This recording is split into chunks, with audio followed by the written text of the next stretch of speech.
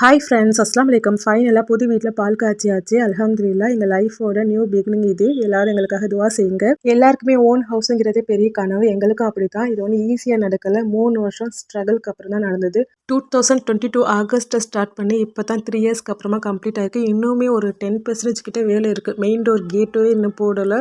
Back side வீட்டோட சைடெல்லாம் கொஞ்சம் வேலை இருக்குது. இருந்தும் நான் ஏன் இவ்வளோ சீக்கிரமாக பால் காய்ச்சிற ஃபங்க்ஷன் வச்சுருந்தோம் அப்படின்னா, ஸ்கூல் ரீஓப்பன் பண்ண போகிறாங்க. அது மட்டும் இல்லாமல் May 20 எனக்கு அந்த ஃபேன்சி டேட் 25/2025 அந்த டேட்டுக்காக தான் ஹவுஸ் வார்மிங் கிராண்டாக ஃபங்க்ஷன் அப்படிலாம் இல்லை. சிம்பிளாக தான் பண்ணியிருந்தோம். சில பேர் புது ஸ்டவ் அந்த புது பாத்திரத்தில் தான் பால் காய்ச்சுவாங்க. அதெல்லாம் இல்லை. ஜஸ்ட் ஃபார்மாலிட்டிக்காக நான் பால் காய்ச்சினேன். ஃபுட் வந்து வெளியிலே தான் அரேஞ்ச் பண்ணியிருந்தோம். Ghee rice, mutton kurma, dalcha, chicken 65, onion raita, தக்காளி ஜாம் இதெல்லாம் தான் அரேஞ்ச் பண்ணியிருந்தோம்.